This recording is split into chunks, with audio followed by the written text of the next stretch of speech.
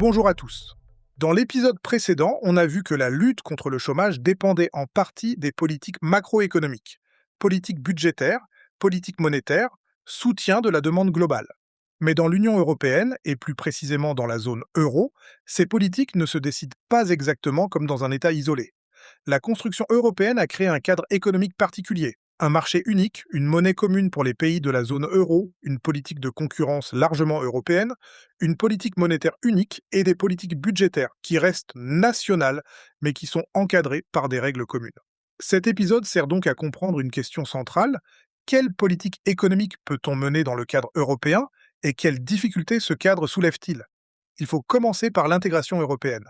L'intégration économique désigne le processus par lequel plusieurs économies nationales deviennent de plus en plus interdépendantes, jusqu'à partager des règles, des marchés, parfois une monnaie et certaines politiques non communes.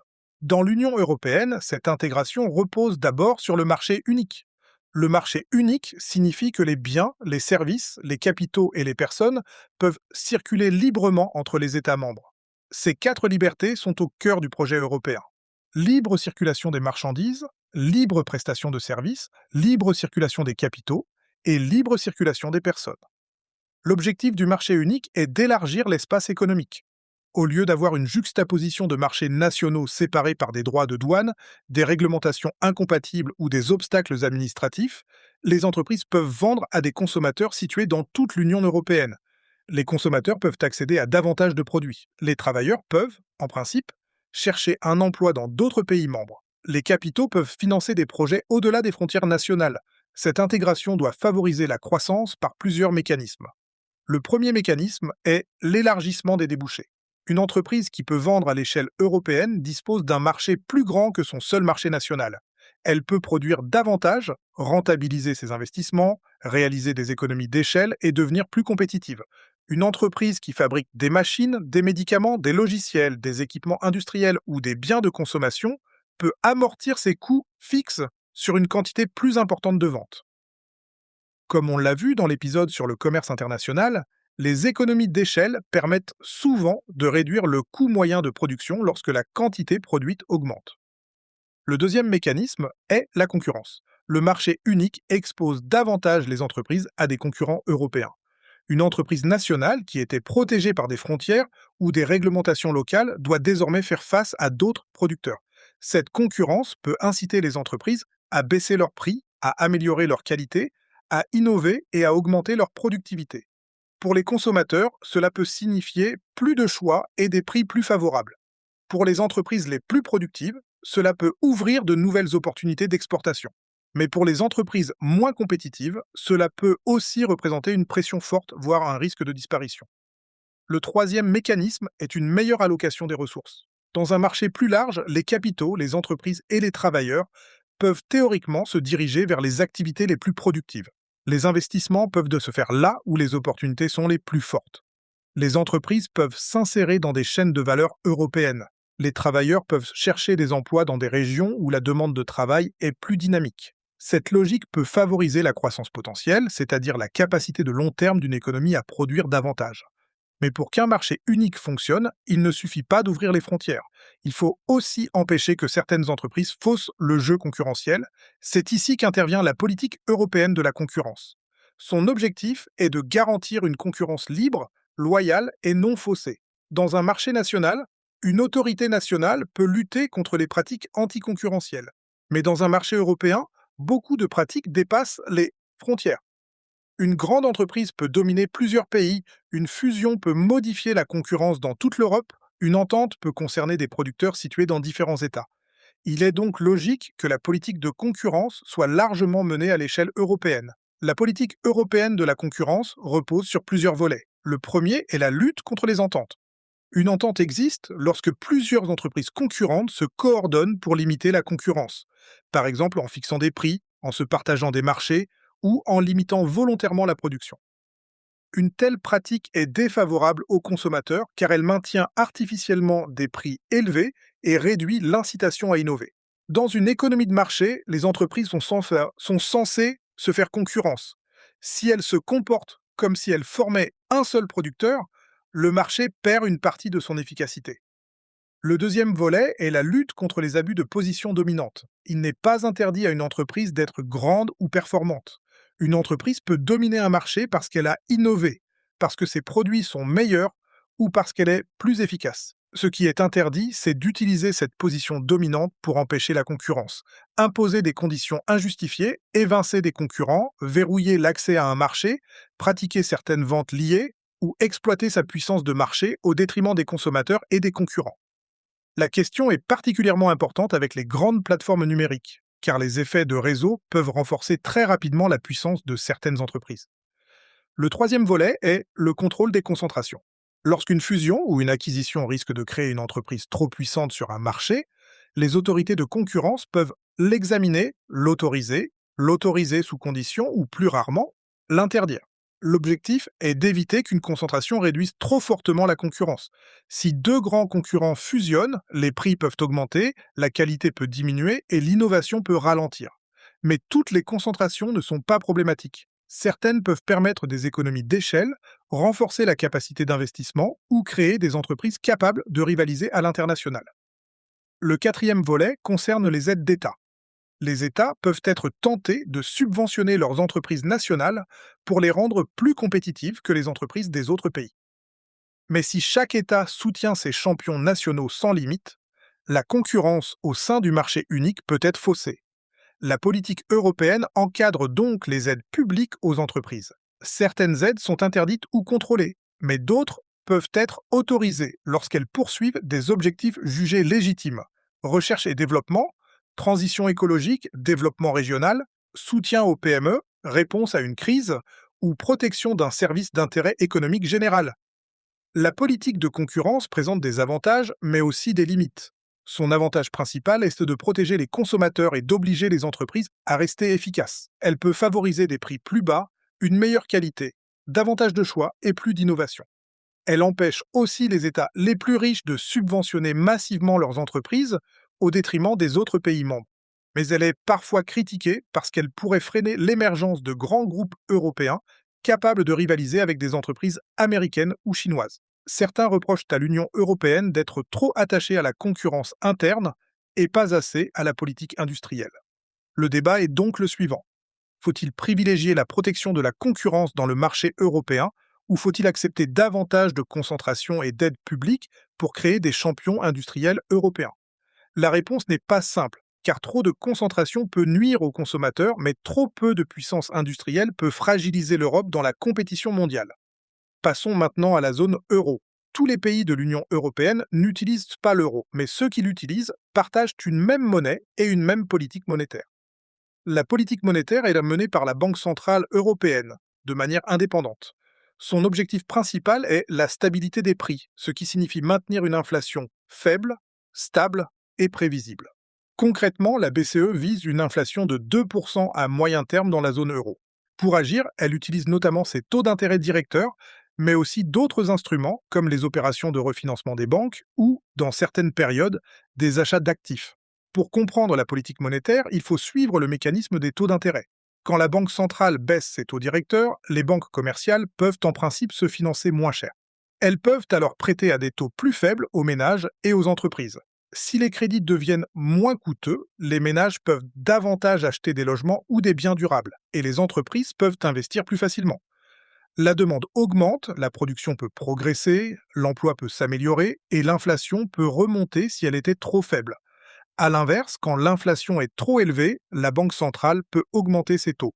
Le crédit devient plus cher, la consommation et l'investissement ralentissent, la demande diminue, ce qui peut réduire les tensions inflationnistes. La politique monétaire agit donc sur la conjoncture. Elle influence le crédit, la demande, l'investissement, les prix des actifs, le taux de change et les anticipations. Mais elle n'agit pas instantanément. Il existe des délais de transmission. Une hausse ou une baisse des taux met du temps à influencer les décisions des banques, des entreprises et des ménages. De plus, son efficacité dépend de la situation économique. Si les entreprises sont pessimistes, elles peuvent ne pas investir même avec des taux bas. Si les ménages craignent le chômage, ils peuvent épargner plutôt que consommer. Si l'inflation vient d'un choc d'offres, par exemple une hausse brutale des prix de l'énergie, la hausse des taux peut réduire la demande. Mais elle ne produit pas directement plus de gaz, de pétrole ou d'électricité. La politique monétaire est donc puissante, mais elle a des limites. La politique budgétaire, elle, reste principalement du ressort des États. Elle désigne l'utilisation des dépenses publiques et des recettes publiques pour agir sur l'économie. Un État peut soutenir l'activité en augmentant ses dépenses, en baissant les impôts ou en renforçant les transferts sociaux. Il peut au contraire freiner l'activité en réduisant ses dépenses ou en augmentant les prélèvements. En période de récession, une politique budgétaire expansionniste peut soutenir la demande globale, donc la production et l'emploi. En période de surchauffe ou de déficit excessif, une politique budgétaire restrictive peut réduire la demande, limiter l'inflation ou stabiliser les finances publiques. La politique budgétaire agit aussi par les stabilisateurs automatiques. Quand l'activité ralentit, les recettes fiscales diminuent mécaniquement, parce que les revenus, les bénéfices ou la consommation progressent moins. En même temps, certaines dépenses sociales augmentent, notamment les prestations liées au chômage. Cela soutient le revenu des ménages et amortit la crise sans qu'il soit nécessaire de voter immédiatement de nouvelles mesures. A l'inverse, en période de croissance, les recettes fiscales augmentent et certaines dépenses diminuent, ce qui améliore automatiquement le solde public. Les stabilisateurs automatiques sont donc un mécanisme important de stabilisation conjoncturelle. Mais dans la zone euro, la politique budgétaire nationale est contrainte par des règles européennes. Les États membres doivent surveiller leur déficit public et leur dette publique. Les seuils de référence les plus connus sont 3% du PIB pour le déficit public et 60% du PIB pour la dette publique. L'objectif est d'éviter qu'un pays mène une politique budgétaire trop déséquilibrée qui pourrait fragiliser l'ensemble de la zone euro. Pourquoi? Parce que les pays partagent une même monnaie. Si un État accumule une dette jugée insoutenable, cela peut inquiéter les marchés financiers, faire monter ses taux d'intérêt, créer une crise de confiance et avoir des effets sur les autres pays de la zone. La discipline budgétaire est donc pensée comme une condition de stabilité de l'union monétaire. On arrive ici à la difficulté centrale du chapitre. Dans la zone euro, la politique monétaire est unique, mais les politiques budgétaires restent nationales. Cela crée une situation particulière.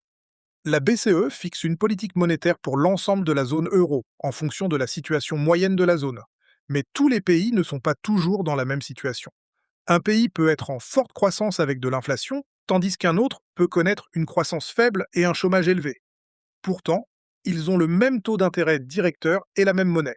Une politique monétaire adaptée à la moyenne peut être trop restrictive pour certains pays et trop expansionniste pour d'autres. C'est ce qu'on appelle le problème des chocs asymétriques.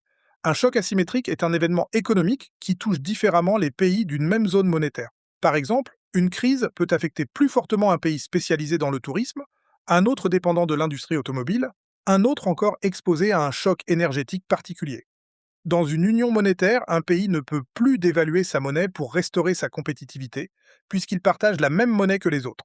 Il ne peut pas non plus fixer un taux d'intérêt spécifique à sa situation.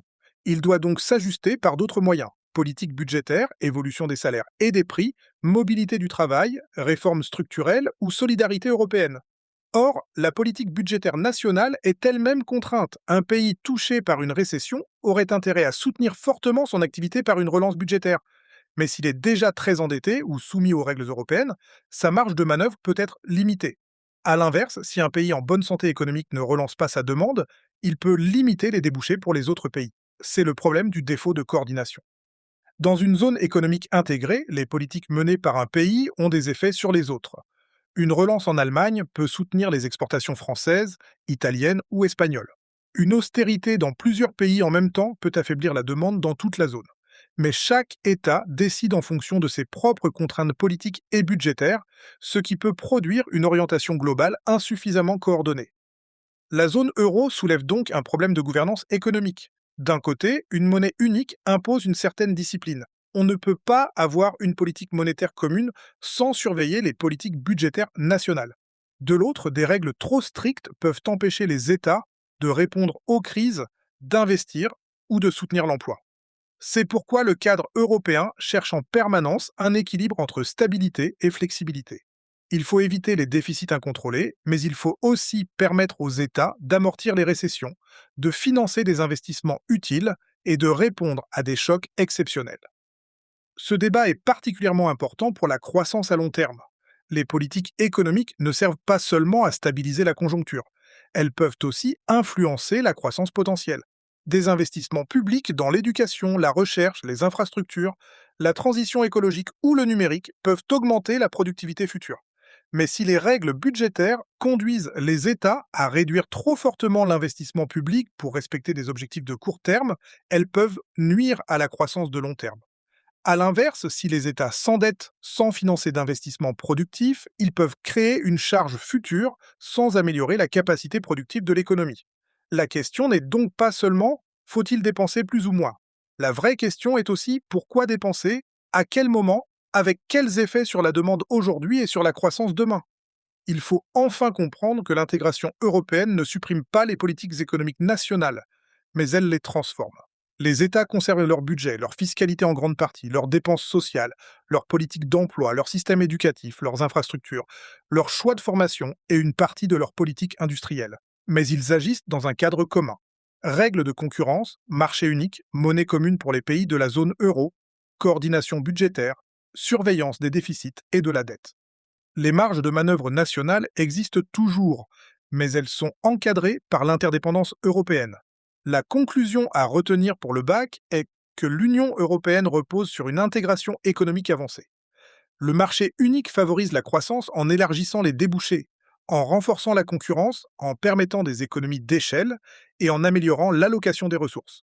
La politique européenne de la concurrence vise à empêcher les ententes, les abus de position dominante, les concentrations dangereuses et les aides d'État qui faussent la concurrence, mais elle peut être critiquée lorsqu'elle semble limiter la politique industrielle ou la constitution de grands groupes européens. La politique monétaire agit sur la conjoncture par les taux d'intérêt et le crédit. Dans la zone euro, elle est unique et conduite par la BCE de manière indépendante. La politique budgétaire agit par les dépenses publiques, les prélèvements obligatoires et les stabilisateurs automatiques. Elle reste nationale, mais elle est contrainte par les traités européens. La difficulté centrale est donc la suivante. Les pays de la zone euro partagent une même monnaie et une même politique monétaire, mais ils gardent des économies différentes, des budgets nationaux et des situations conjoncturelles parfois divergentes. Cela peut créer des problèmes de coordination et rendre difficile la réponse aux chocs asymétriques. Comprendre les politiques économiques dans le cadre européen, c'est donc comprendre à la fois les gains de l'intégration et les contraintes qu'elle impose.